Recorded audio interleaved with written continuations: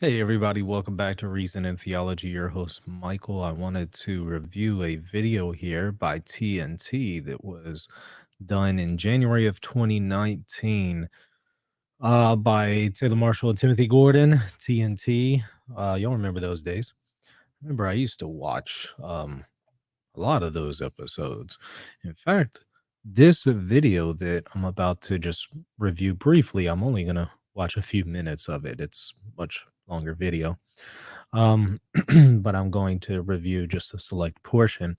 Well, anyways, the video was done January of 2019. I think a few days after I started Reason and Theology.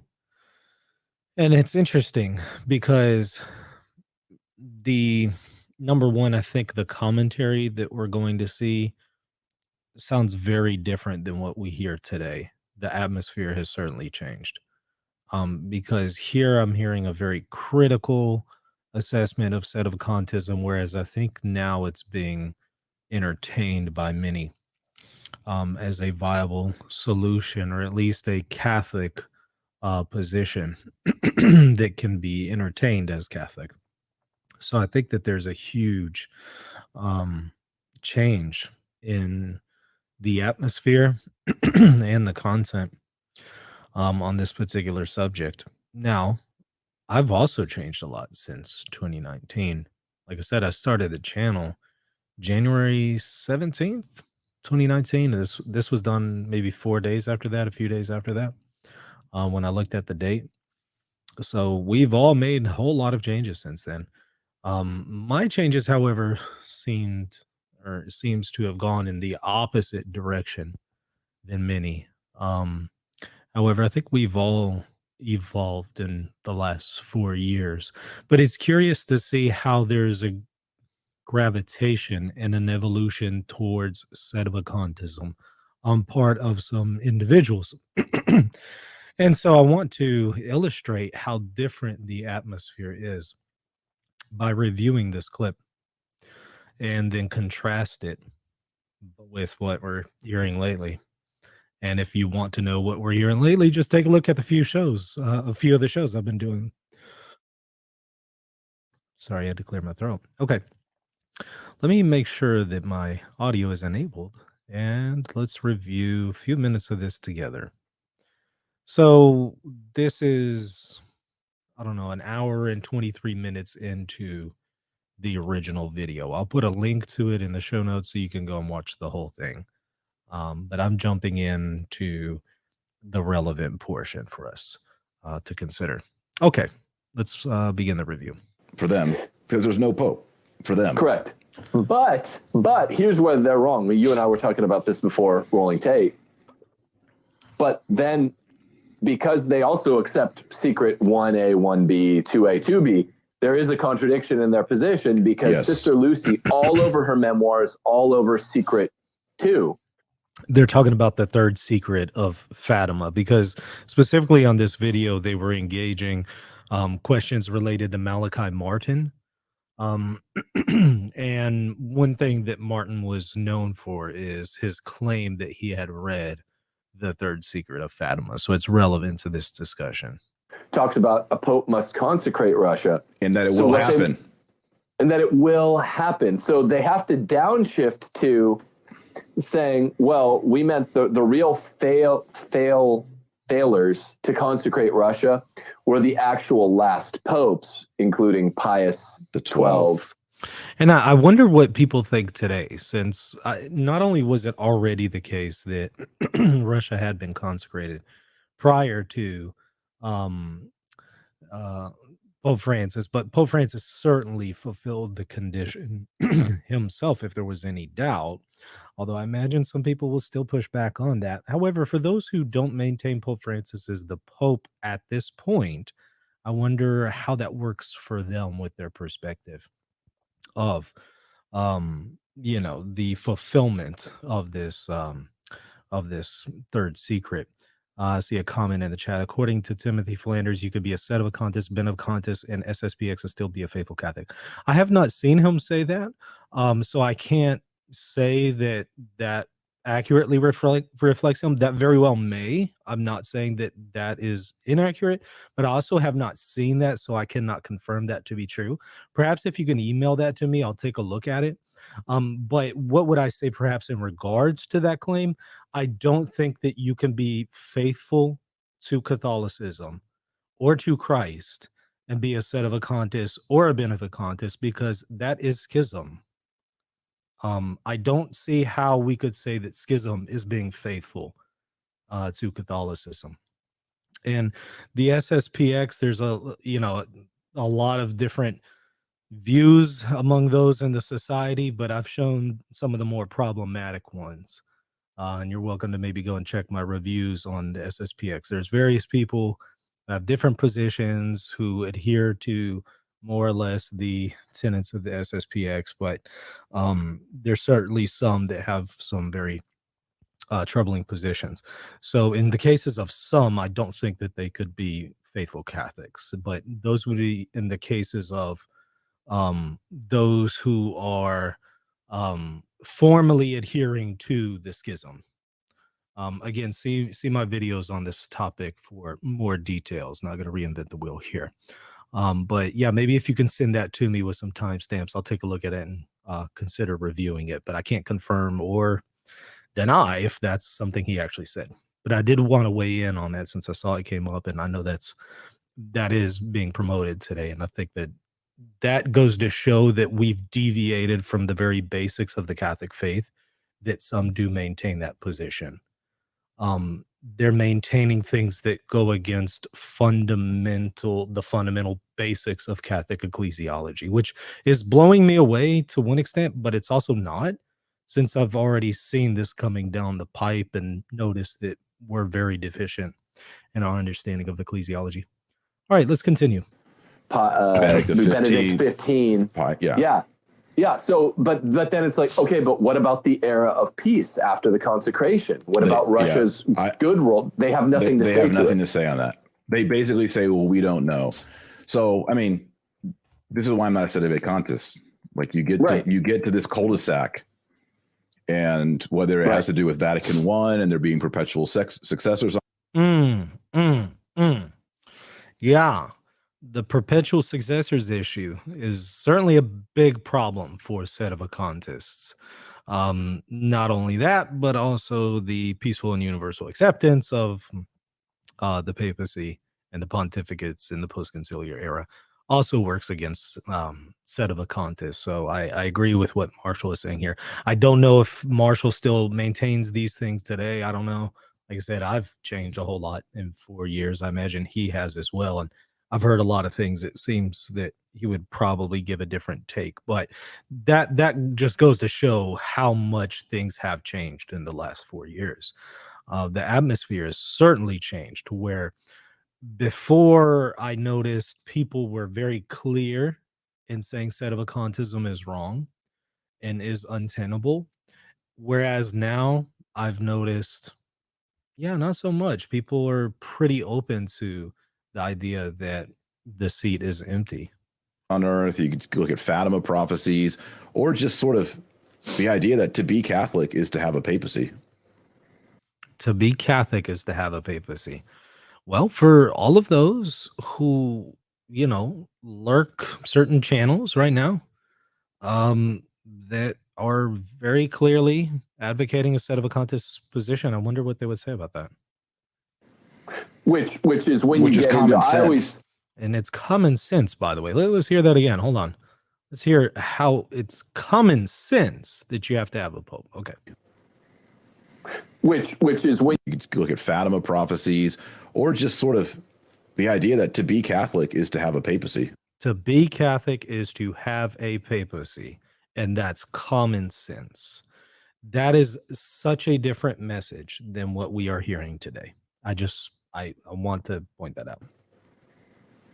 Which is when you get into, it's common sense that when you read that the gates of hell shall not prevail against the church. See, Novus Ordo types, Jimmy Akin types over at Catholic Answers use that somewhat interpretive expression to mean like SSPX must be wrong. And it's like, well, that wouldn't necessarily be in this vague language. That if SSPX were right, that would not contradict the gates of hell passage of the Bible, right? But I think he would be much more correct, if not outright correct, in leveling gates of hell passage of the New Testament against the Sedevacantists, because that really is more like, if there is no papacy, then that is more like, okay, Satan destroyed the church. It's closer to that. Well, they would say that they're the church, so it lived on. That's what they're going to say. But it's not just that there's no... And Sedevacantists will say that they're the church lived on. The problem is the church is not just made up of a remnant of faithful individuals and a few rogue priests. One thing that is essential to the church is the episcopate. And do Sedevacantists really have a reasonable amount of bishops to really say that this is still the Church of Christ? Also, another essential component is the papacy. So you could not go long term with the seat being vacant, because that would then go against the perpetuity of successors of St. Peter, which then works against the very essence of how we understand the church and the institution of the church. Papacy, it's like, oh no, we're out of popes, there's no more popes. It's that 1 billion people are following the anti-pope. Right. You know, and all the world's bishops and cardinals, and no one, even the sedevacantists, the guys that are out there, like a Father Cicada and all those guys, Bishop Sanborn, even all of them say up until the mid-70s, they still believe that Paul VI was the Pope. Right? There's no one out there who in 1958 called up somebody and said, hey, there's no Pope after that election. Right. So the theology of sedevacantists really woke up in the 70s. Mid to late 70s is when you have sedevacantism. So basically, no one knew the truth about the Pope, according to them, for 15, 17 years on planet Earth. Yeah. I kind of wonder if somebody would also make that same argument for the Benevacantist position, since it was so minor until recently. You know, all of these people were fooled that Pope Francis is the Pope, until a very small minority of people made a whole lot of noise. But that's fair. I'm not saying they're right, but that would be fair, because it takes the unfurling of the 60s. Yeah, but they say if you're in communion with a false pope, you're not a Catholic. And all those guys were in communion with John the 23rd and Paul VI. So that means there were no Catholics on earth until someone realized that the See of Peter was vacant. Do all Sedevacantists believe that, what you just said, that basically that me and you are outside the church? Yeah, they believe we're outside the church. Totally. We're in communion with the anti-pope, and we subscribe to heresy and false liturgies. Absolutely. And now this is the group. Notice the tone, right? But now this is the group that many are opening up to. Really interesting. The very group that is being described as saying, these people don't even recognize us as Christians. This is, again, the very same group that many are opening up to. I find this to be very, very different atmosphere. Now, it could be one of the reasons why. One of the reasons why there is a different atmosphere is you have the event with the Pachamama ceremony in the Vatican Gardens. And I think that tested the faith of many. Now, I've done multiple videos on it, so I won't repeat that here, but I think that's where a lot of people changed. I mean, a lot of people already shifted with Amor Laetitia, also death penalty, but a huge one was the Vatican Gardens ceremony, which I think was in October of 19. So that would have been after this video. And that could maybe account for the difference in atmosphere and tone. Absolutely, they say that. That sucks. I mean, because that's rough, because I mean, literally, who has the information to know? I mean, this is how Malachi Martin is at the chiasm, to use the Greek, of the X. He's weirdly at the center, kind of along with, because he's kind of a sedevacantist, it seems, at the end. At the end, he is. Well, I mean, he's doing all this stuff. That's interesting that they see Malachi Martin as kind of a sedevacantist at the end. That's curious. You know, I'm I'm not saying that he held to the right form of ecclesiology, but I'm just curious that what would exactly lead them to believe that? I'm just curious. But he represents the maybe the sharpest embodiment of conflict between SSPX and SSPV, the sedes. Well, I got to make a clarification. SSPV tend to be officially agnostic on sedevacantism. I just found this out in the last year. Do they? Yeah. Oh, okay. But there's another group that, for example, that Father Cicada and Sam Bourne and all those guys that are associated with it broke off from SSPV, and they are definitive sedevacantists. I did not know that. Yeah. And they can't even go to communion at each other's churches. Now, did you hear that? And this is one problem that I've pointed out with sedevacantism is it is not a unified group. The reason why is they don't have unified bishops. They have very few. There are very few sedevacantist bishops in the world. And then there is no real union between the bishops that are sedevacantists in the world. There's no real serious formal union between them. So when we speak of sedevacantism, we're talking about a bunch of little tiny groups, very much like Protestantism. And here I'm talking about Protestants without even bishops. I'm just talking about just random, very tiny groups out there, little pockets here and there. That's the way we have to look at sedevacantism. It's not one unified group. They don't have unity because they lack unity on the episcopal level. And then they also lack unity with a successor of St. Peter, since they don't believe that there is a successor of St. Peter. So they're missing that universal unity, which is centered around the papacy. They're missing that. And then they're even missing a local unity because a lot of them don't even have bishops. And then the bishops that are out there, are they really even united with each other? If one can't go to the other's liturgy and people in one community can't commune at another liturgy for a different sedevacantist community, they're not in union with each other. Huh. Yeah. CMRI can't go to SSPV, SPV can't go to CMRI. And Okay. It's on this because the SSPV, Society of St. Pius V, I believe they say it sure looks like there's no pope, but until we actually have a definitive judgment, that can't be determined. But we're going to act as if there is no pope. It's basically what they do. It's a reasonable spirit. Well, yeah. Well, that's not so reasonable. We're not sure. We're not sure, so we're going to assume that there isn't one. Yeah, it's high stakes either side. It's of high the stakes. I mean, I forgot that that sedes of all stripe think that we're right now basically we're just as good as a Lutheran to them. Would this conversation take place today? Is what I'm curious to know. I don't think it would. I don't.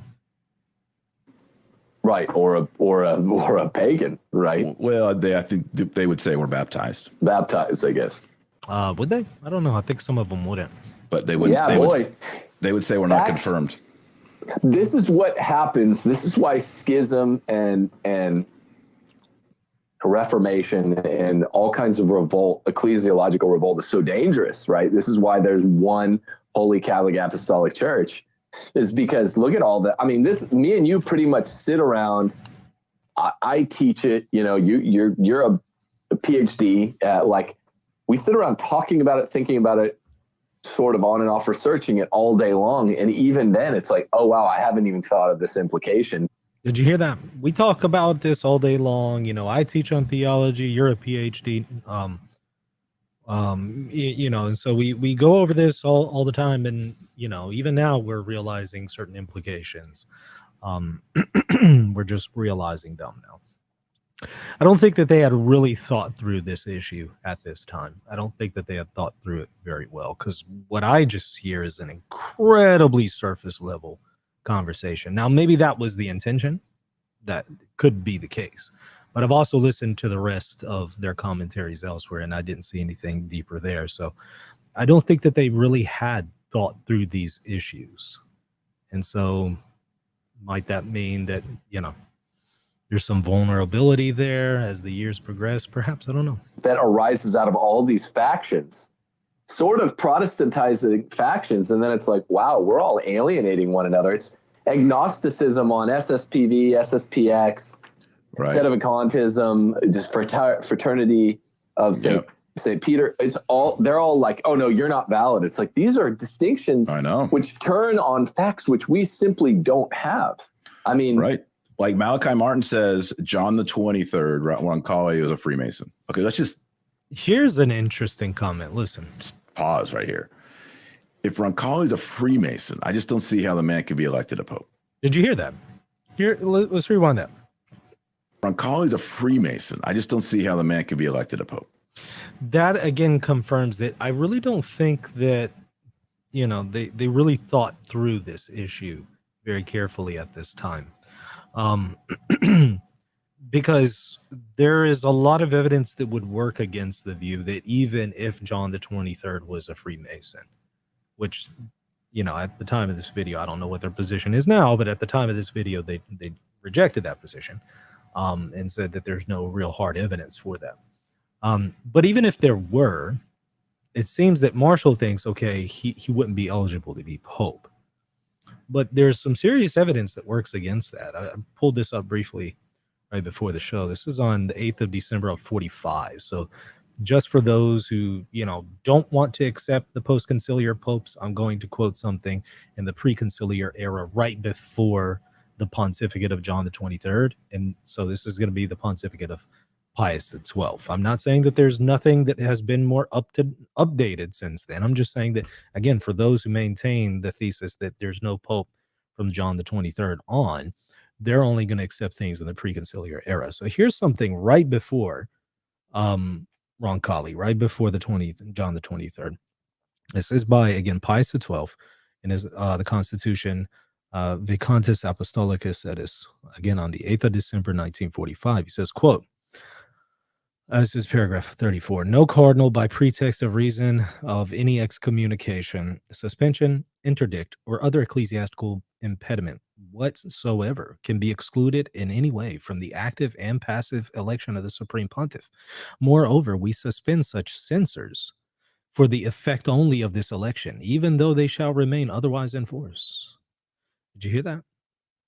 And he's saying even excommunication, even that penalty is being suspended, and that would not prevent his successor from becoming the Pope in any way, active or passive election.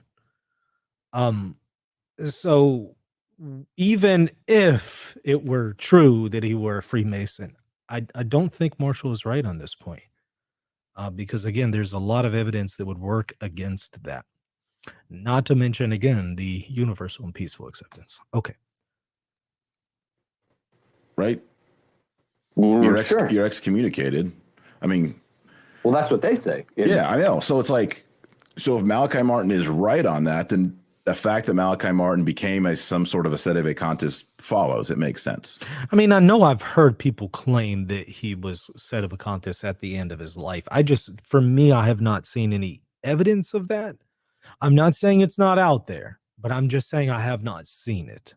But it could very well be out there and I just haven't seen it. I do want to throw that out.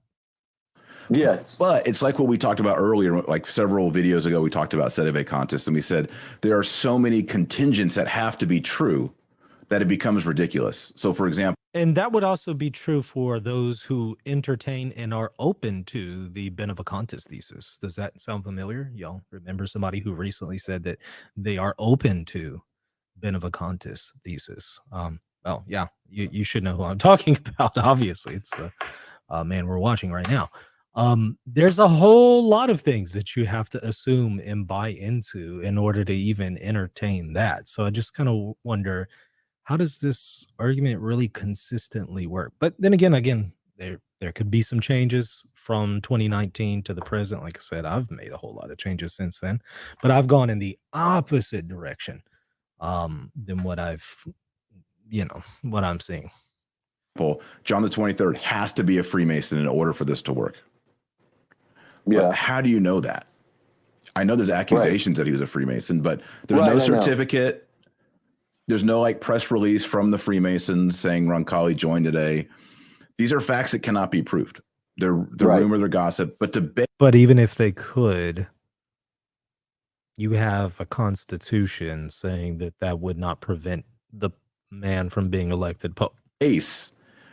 Whether you accept the worldwide billion-person Catholic Church on a rumor that Roncalli was a Freemason and therefore not a pope, that's let's hear that again, because I think there's some applications for those who maintain that Benedict was really the pope, and now we have an anti-pope, Pope Francis, who's again not really a pope. He's an anti-pope because Benedict was really the pope, and Benedict died, so we no longer have a pope.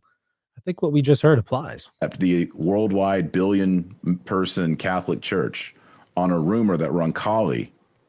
And just replace Roncalli with Benedict. Was a Freemason and therefore not a pope. Just replace Freemason with did not fully resign or effectively resign. I mean, I think that a person could just turn this right back around and say that shows the Benevacantist thesis is also absurd. How much more for those who want to say that the see is vacant now after Benedict died? We now just have a state of sedevacante. How much more absurd is that? By the way, I think, what is it? January 20th is the last day for the cardinals to elect a new pope. Don't they have 20 days? 20 days, y'all. So after January 20th, I guess a lot of people are going to say that, well, the see is vacant and the College of Cardinals hasn't elected a pope, so we're now violating the way that the church is structured. And so I'm not exactly sure what they're going to say at that point, but it'll be interesting to hear their commentary come January 21st. That's high stakes gambling, man. That is on a rumor, on the basis of a rumor. High stakes.